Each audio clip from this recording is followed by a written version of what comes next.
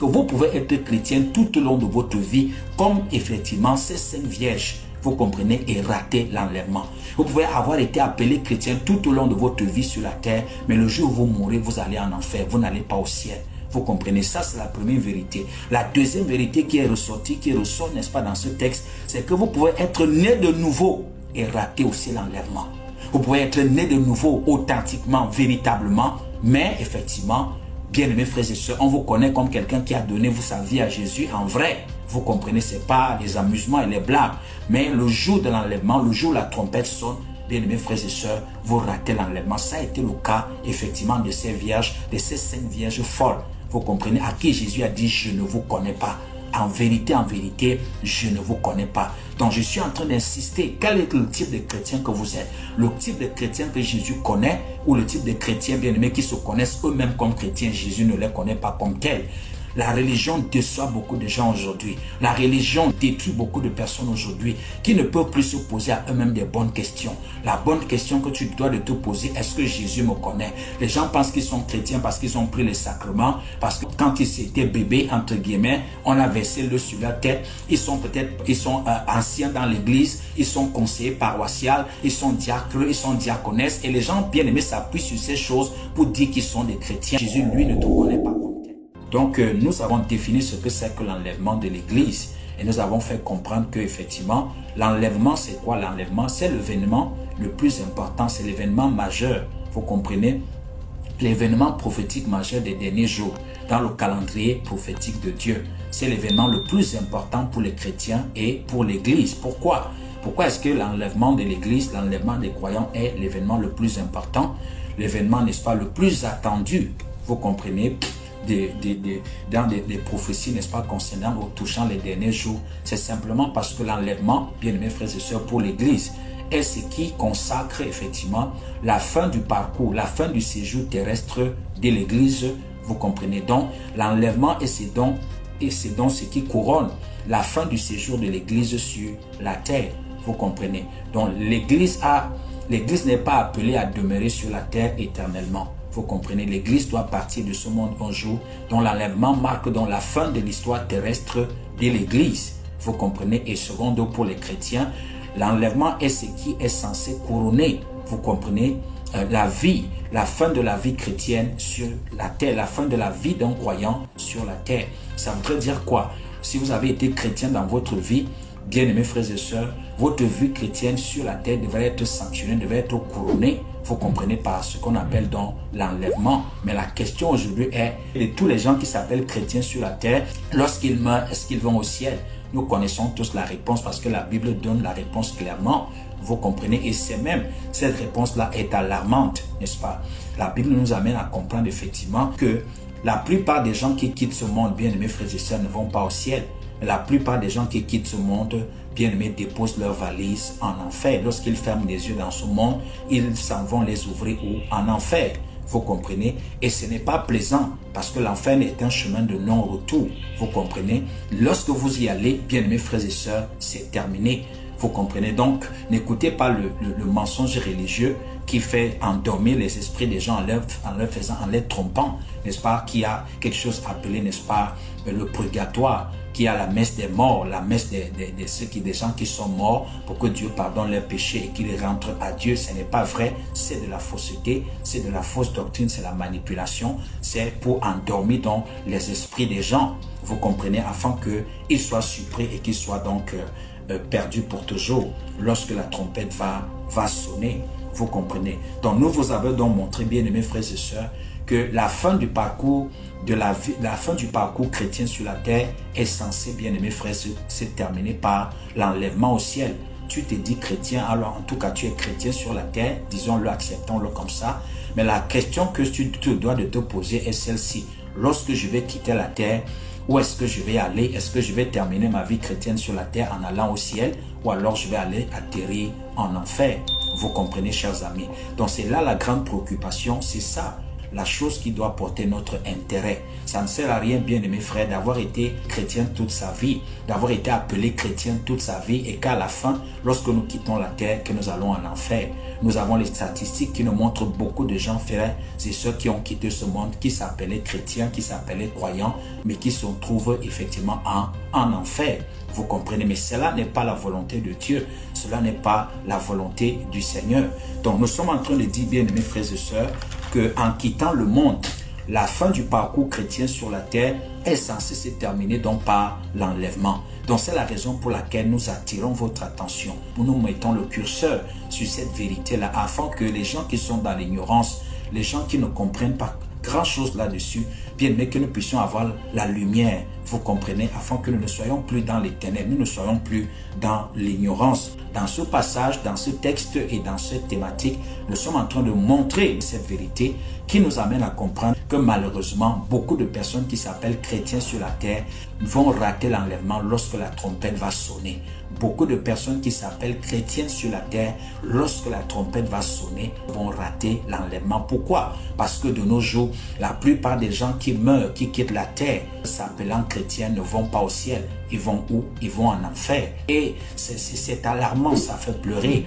Vous comprenez, parce que comme je l'ai dit tout à l'heure, l'enfer est un chemin de non-retour. Dès que vous allez là-bas, il n'y a plus aucun espoir pour vous. Il n'y a plus d'espoir. C'est la raison pour laquelle, bien aimés, nous sommes là pour attirer votre attention.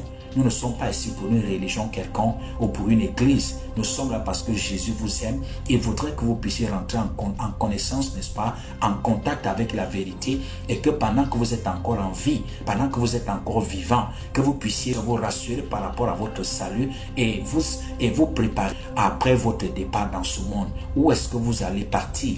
Où est-ce que vous allez atterrir? Si la trompette sonne maintenant, vous vous appelez chrétien, est-ce que vous serez enlevé réellement? Est-ce que vous allez être enlevé? Qu'il n'y a plus le temps. Le temps est terminé. La trompette va bientôt sonner. Jésus-Christ arrive. Je voudrais que vous puissiez prendre note de cela, chers amis internautes. Je ne suis pas ici pour faire la publicité ou la propagande, mais je suis ici parce que j'ai été envoyé par le Seigneur. J'ai été alerté par Dieu. Vous comprenez, j'ai vu les choses que je suis en train de vous annoncer. Je ne vous raconte pas des balivernes. Je ne vous raconte pas, bien aimé, des sottises, mais je vous dis ce que j'ai vu. Je vous dis ce que j'ai entendu. Le Saint-Esprit m'en rend témoignage. Vous comprenez, donc j'ai été envoyé au devant de vous, frères et chers amis internautes, comme Jean-Baptiste, pour sonner la venue imminente du Seigneur, pour vous alerter que le temps est terminé. La Bible, le Seigneur dit que le temps est fini. Le jour, l'heure où Jésus doit arriver, bien aimés frères et sœurs, et s'approche et au devant de nous à grands pas. Et nous ne devons pas plaisanter, nous ne devons pas nous amuser. Vous comprenez avec cela. Donc nous avons montré à travers notre première sortie que la volonté de Dieu, c'est qu'à la fin de notre parcours chrétien, que nous soyons enlevés au ciel. Un chrétien, bien mes frères et sœurs, en bonne et due forme, n'est pas censé aller en enfer lorsqu'il quitte ce monde. Parce que la vie chrétienne est censée être couronnée donc par l'enlèvement. J'ai appelé l'enlèvement comme un diplôme qu'on remet, n'est-ce pas, à un étudiant, à un élève à la fin, n'est-ce pas, de la formation, qui bien atteste effectivement que ce monsieur, cette dame-là a passé avec brio, n'est-ce pas, tous les tests et tous les examens auxquels il a été ou bien elle a été soumise. Donc, votre vie chrétienne n'est pas un succès tant que vous n'êtes pas allé au ciel, tant que vous n'avez pas été enlevé. Donc, l'enlèvement est censé être comme le diplôme final qui atteste que, effectivement, vous avez réussi votre vie chrétienne. Vous comprenez? Donc, c'est la chose la plus importante. C'est pourquoi nous avons dit tout à l'heure que c'est l'événement le plus attendu. C'est la chose la plus importante pour le chrétien et pour l'Église. Vous comprenez? Parce que si à la fin de votre parcours chrétien, vous n'êtes pas enlevé, vous avez été entre guillemets chrétien pour rien tout au long de votre vie, vous allez terminer, n'est-ce pas, au même endroit que seront les pécheurs, tous les pécheurs, ainsi de suite. Vous allez vous retrouver au même lieu, au même endroit, bien mieux, et vous allez souffrir avec eux pour l'éternité. Et pourtant, entre guillemets, tu as pris un chemin qui semblait être différent du leur.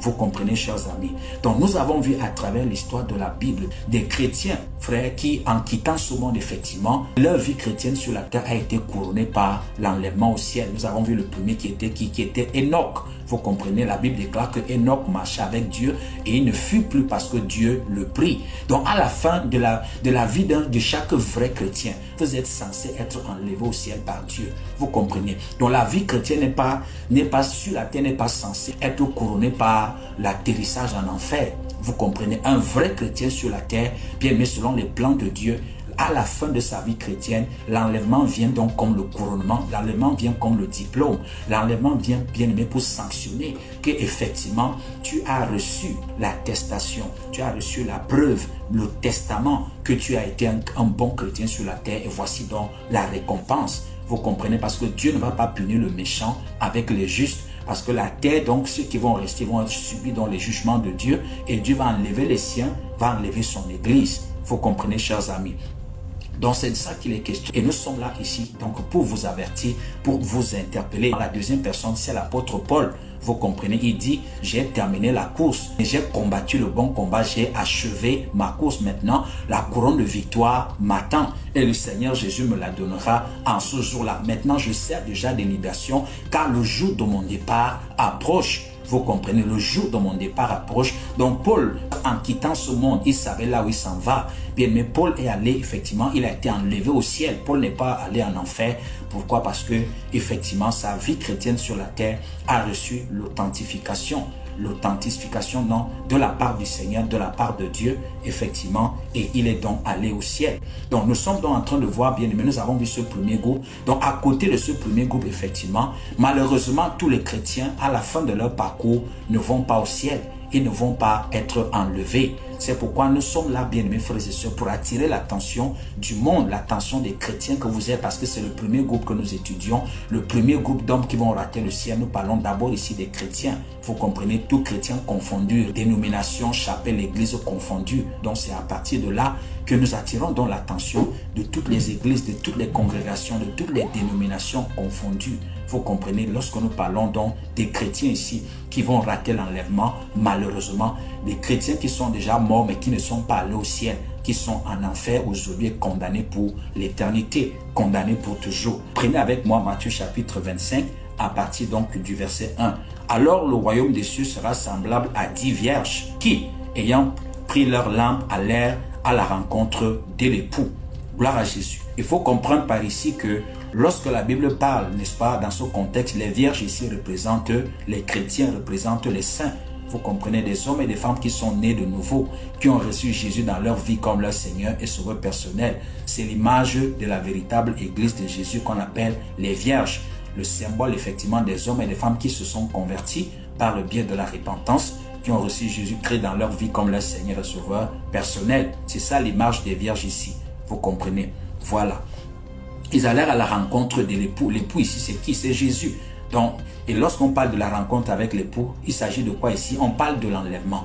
Donc, voici l'image de l'enlèvement. Voici ce que Jésus raconte concernant donc l'enlèvement. Verset 2. 5 d'entre elles étaient folles et 5 sages. Les folles, en prenant leur lampe, ne prirent point d'huile avec elles, mais les sages prirent avec leur lampe de l'huile dans des vases. Deux groupes de chrétiens. Les chrétiens sages, qu'on appelle les vierges folles et les vierges sages, les chrétiens sages et les chrétiens fous. Vous comprenez? À la base, tous sont nés de nouveau, tous ont reçu Jésus-Christ et tous attendent donc à l'avènement du Seigneur. Vous comprenez? Mais leur attitude, bien aimé, est ce qui va faire donc la différence. Vous comprenez? Verset 3.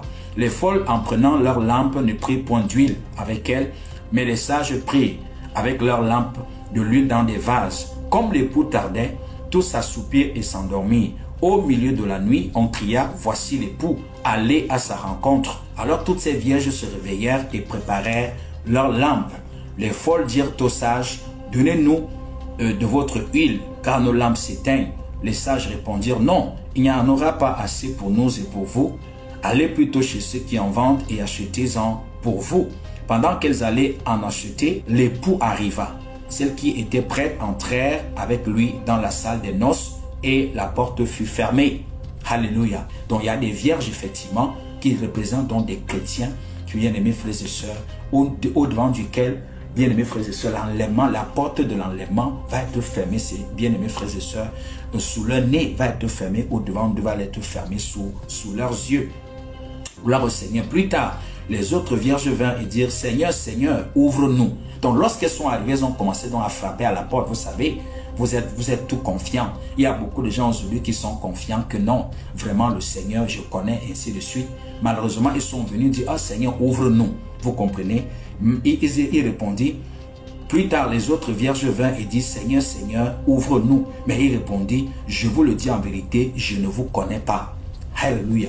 Voilà la réponse du Seigneur. N'est-ce pas étonnant, n'est-ce pas frappant? Bien, mes frères et sœurs, il s'agit ici d'un groupe de chrétiens. Vous comprenez qu'ils étaient pourtant à l'attente du Seigneur. Elles sont des vierges, elles représentent la nouvelle naissance. Vous comprenez, la virginité ici symbolise la nouvelle naissance, la chrétienté authentique. Ils sont venus, n'est-ce pas, à l'église en Christ. Ils ne sont pas simplement des gens qui vont à l'église le dimanche, mais des gens qui se sont repentis. Ils ont reçu Jésus-Christ dans leur vie comme leur Seigneur et Sauveur personnel. Mais écoutez la réponse que Jésus donne à ces hommes.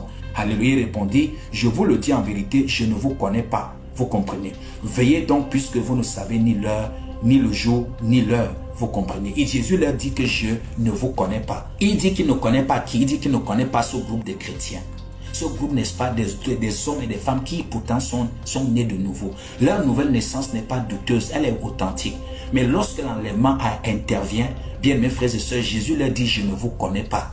Quel est ce groupe de chrétiens qui sont nés de nouveau? Ce groupe de chrétiens qui sont dans des églises de réveil.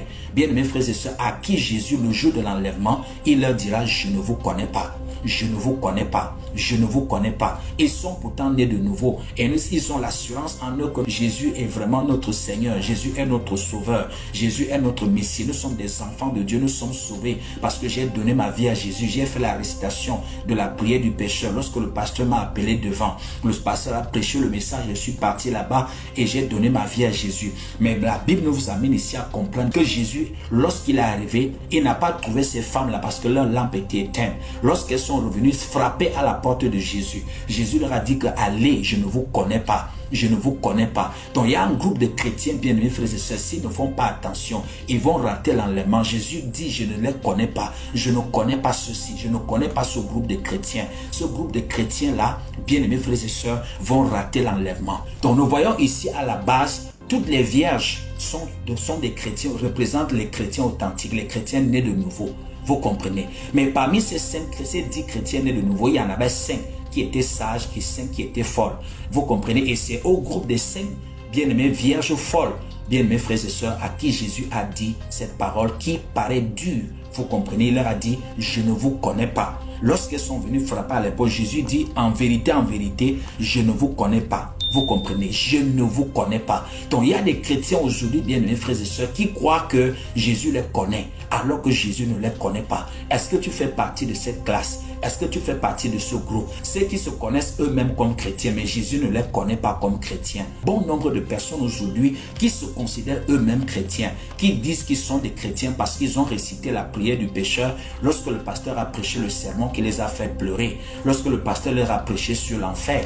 Est-ce que vous êtes dans le groupe des chrétiens bien-aimés qui savent qu'ils sont chrétiens eux-mêmes, mais Jésus ne les connaît pas comme chrétiens? Ce groupe de chrétiens-là, dans l'église, va rater l'enlèvement. Ils sont à l'église, ils chantent les chants, ils se sont seulement contentés de réciter la prière du pécheur, mais il n'y a rien de plus, il n'y a eu rien après cela. Est-ce que vous êtes dans le groupe des chrétiens qui savent qu'ils sont chrétiens, mais Jésus dit, je ne vous connais pas comme chrétiens, je ne vous connais pas comme des gens, effectivement, qui sont prêts pour être enlevés. Donc, ça ne sert à rien, bien aimés frères et sœurs. Ils vont attendre l'enlèvement, ils ne seront pas enlevés. Ce groupe de chrétiens-là, lorsque la trompette va sonner, vous croyez que vous êtes chrétien, mais si Jésus ne vous connaît pas comme chrétien, lorsque la trompette va sonner, vous allez rester. Vous comprenez? Donc, la plus importante question à se poser aujourd'hui, je dis que je suis chrétien, mais est-ce que Jésus me connaît comme chrétien? Est-ce que Jésus me connaît comme tel? Quelle est, bien mes frères et sœurs, la conviction que j'ai que Jésus me connaît comme chrétien? Qu'est-ce qui me fait savoir que Jésus me connaît comme chrétien? Il y a des chrétiens aujourd'hui, bien mes frères et sœurs, qui ne sont connus que dans leur église. Ils ne sont connus que par leur pasteur. Ils ne sont connus que par eux-mêmes. Mais Jésus ne les connaît pas comme ceux qui lui appartiennent. Vous savez, le Seigneur Jésus a dit que tous ceux qui prononcent le nom du Seigneur, qui s'éloignent de l'iniquité. Et Jésus a réitéré en disant, car le Seigneur connaît lui-même tous ceux qui lui appartiennent.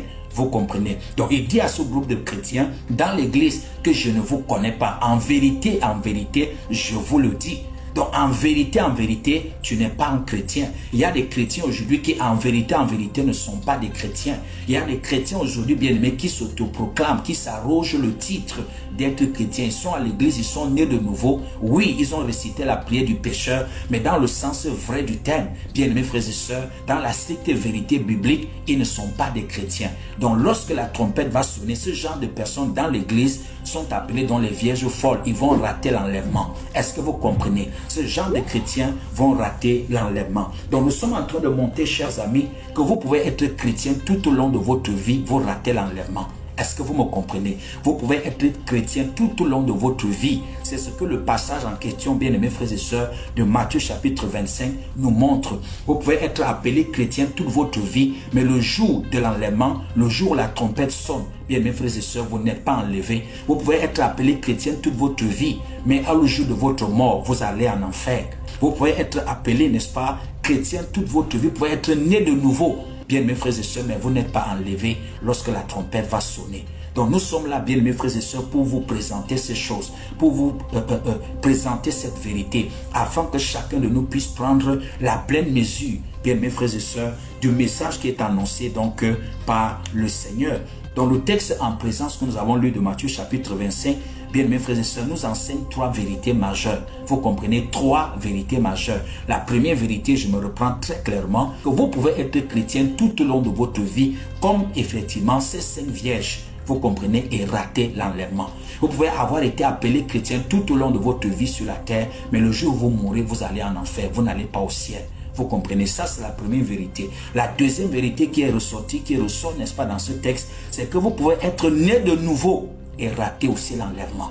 Vous pouvez être né de nouveau authentiquement, véritablement, mais effectivement, bien aimés frères et sœurs, on vous connaît comme quelqu'un qui a donné sa vie à Jésus en vrai. Vous comprenez, ce n'est pas les amusements et les blagues, mais le jour de l'enlèvement, le jour où la trompette sonne, bien aimés frères et sœurs, vous ratez l'enlèvement. Ça a été le cas effectivement de ces vierges, de ces cinq vierges folles. Vous comprenez, à qui Jésus a dit, je ne vous connais pas. En vérité, je ne vous connais pas. Donc, je suis en train d'insister. Quel est le type de chrétien que vous êtes? Le type de chrétien que Jésus connaît ou le type de chrétiens bien-aimés qui se connaissent eux-mêmes comme chrétiens, Jésus ne les connaît pas comme tels. La religion déçoit beaucoup de gens aujourd'hui. La religion détruit beaucoup de personnes aujourd'hui qui ne peuvent plus se poser à eux-mêmes des bonnes questions. La bonne question que tu dois de te poser, est-ce que Jésus me connaît? Les gens pensent qu'ils sont chrétiens parce qu'ils ont pris les sacrements, parce que quand ils étaient bébés, entre guillemets, on a versé l'eau sur leur tête. Ils sont anciens dans l'église, ils sont conseillers paroissiaux, ils sont diacres, ils sont diaconesses, et les gens bien aimés s'appuient sur ces choses pour dire qu'ils sont des chrétiens. Vous comprenez? Donc il y a beaucoup de choses comme ça sur lesquelles les hommes s'appuient, vous comprenez, pour pouvoir s'arroger le titre de chrétien. Mais Jésus dit, je ne vous connais pas. Il dit, je ne vous connais pas. Bien aimé, pendant qu'il est encore temps aujourd'hui, que si tu es ce type de chrétien, tu dois savoir si tu es le chrétien véritablement que Jésus connaît. Ou alors, toi seul tu connais que tu es chrétien. Alors, et Jésus, lui, ne te connaît pas comme tel. Vous comprenez? Mais Jésus ne te connaît pas comme tel. C'est la troisième. Et la troisième chose, bien aimés frères et sœurs, que ce passage nous enseigne, c'est que vous pouvez être pasteur toute votre vie. Vous pouvez être pasteur toute votre vie et vous n'allez pas au ciel. Vous pouvez être pasteur, prophète, évangéliste, docteur, archevêque, pape. Vous comprenez? Et à la fin de votre vie, vous n'êtes pas enlevé. Vous allez en enfer. Bien aimés frères et sœurs, avoir un titre, avoir la plus grande église et faire des miracles, des signes et des prodiges, vous pouvez avoir fait toutes ces choses pendant tout au long de votre ministère pastoral, bien aimés frères et sœurs, mais lorsque la trompette sonne, vous n'êtes pas enlevé. Lorsque, bien aimés frères et sœurs, vous mourrez, chers amis internautes, vous allez en enfer, vous ratez le ciel. Lisons rapidement Matthieu chapitre 27, verset 22. Plusieurs me diront en ce jour-là, Seigneur, Seigneur, n'avons-nous pas prophétisé par ton nom? N'avons-nous pas prophétisé par ton nom? N'avons-nous pas chassé des démons par ton nom? Et n'avons-nous pas fait beaucoup de miracles par ton nom? Alors Jésus leur dirait ouvertement, je ne vous ai jamais connu. Je ne vous ai jamais connu. Donc nous sommes en train de montrer, frère, que le fait que quelqu'un fait les miracles, les signes et les prodiges, qui on l'appelle daddy, papa pasteur, maman prophète, maman prophétesse, papa apôtre et je ne sais pas encore quoi, l'archepape et l'archbishop. Vous pouvez être appelé de tous ces noms-là, faire des signes et des prodiges, des miracles. Mais ici, là, bien aimés frères et sœurs, nous voyons des hommes et des femmes qui ont fait des signes, des miracles, des prodiges. bien mes frères, à qui Jésus dit, je ne vous ai jamais connu. Je ne vous ai jamais connu. Il dit, il me dira, n'est-ce pas, nous avons fait de ceci en ton nom. Donc on ne peut pas s'appuyer sur les miracles, les signes et les prodiges. On ne peut pas s'appuyer sur les titres, bien mes frères et sœurs, pour prétendre à l'enlèvement. On ne peut pas s'appuyer sur ces choses pour aller au ciel. Ça veut dire que, bien mes frères, pour aller au ciel, il faut mieux que la nouvelle naissance. Il faut mieux qu'être un simple chrétien. Il faut mieux qu'être pasteur. Il faut mieux que prophétiser, mieux que guérir les malades, faire des signes et des prodiges. Bien, mais toutes ces choses bien, ne sont pas l'arsenal requis. Vous comprenez, ce n'est pas l'arsenal requis. Ce n'est pas la demande requise pour aller au ciel, pour prétendre à l'enlèvement. Donc nous avons ici ces trois choses que ce texte nous enseigne aujourd'hui. Que tu tires bien la leçon de ce que le texte est en train de nous enseigner. Vous pouvez être chrétien tout au long de votre vie et finir en enfer et ne pas être enlevé. Deuxième chose, vous pouvez être né de nouveau authentiquement. Vous pouvez être né de nouveau authentiquement. Vous avez reçu Jésus dans votre vie comme votre Seigneur et Sauveur personnel. Lorsque la trompette sonne, frère, vous n'êtes pas enlevé. Et c'est la pire des choses, vous comprenez, qui puisse arriver à un chrétien. Parce que nous l'avons dit, que la vie chrétienne sur la terre est censée être couronnée par l'enlèvement. L'enlèvement est comme ce diplôme de fin de parcours. Non, nous avons dit que l'enlèvement, c'est l'événement à ne pas rater. C'est l'événement à ne pas louper. Vous pouvez louper tout sur la terre pendant tout le temps de votre vie chrétienne. Mais si vous ratez l'enlèvement, vous avez échoué votre vie chrétienne. Alléluia. Donc c'est la raison pour laquelle, bien aimés frères et sœurs, le Seigneur nous a envoyés pendant qu'il est encore temps. Frères, afin que nous puissions sonner la trompette d'alarme, que nous puissions attirer l'attention des gens, l'attention des croyants, l'attention des chrétiens. Bien mes frères et sœurs, ceux qui le sont authentiquement et ceux qui ne le sont pas, afin qu'ils puissent s'arranger, afin qu'ils puissent s'ajuster, afin qu'aujourd'hui, bien mes frères, que chacun puisse faire ce qui s'impose et ce qui est nécessaire. Parce que lorsque la trompette va retentir, et nous sommes là pour vous dire que la trompette va bientôt sonner. Le Seigneur Jésus arrive, frère. Le temps où Jésus revient bientôt est un slogan est longtemps dépassé. Je vous le dis, Bien, ces choses que je vous annonce, ce n'est pas une invention. J'ai été averti par le Seigneur. Et le Seigneur m'a envoyé dire au monde entier, à l'église, que le temps est fini. Que le Fils de l'homme est à la porte. L'enlèvement, bien aimé, c'est une question de jour aujourd'hui. C'est une question d'heure, c'est une question de minutes. Parce que toutes les prophéties, bien aimées, devront s'accomplir avant l'enlèvement de l'église, avant l'apparition de Jésus-Christ sur les nuées. Toutes ces prophéties se sont accomplies aujourd'hui. La dernière en date, bien mes frères et sœurs, avec la guerre présente aujourd'hui en Israël, bien mes frères et sœurs, avec les Palestiniens. Cette guerre qui va nous conduire à l'accomplissement d'une autre prophétie importante devant précéder la venue du Fils de l'homme.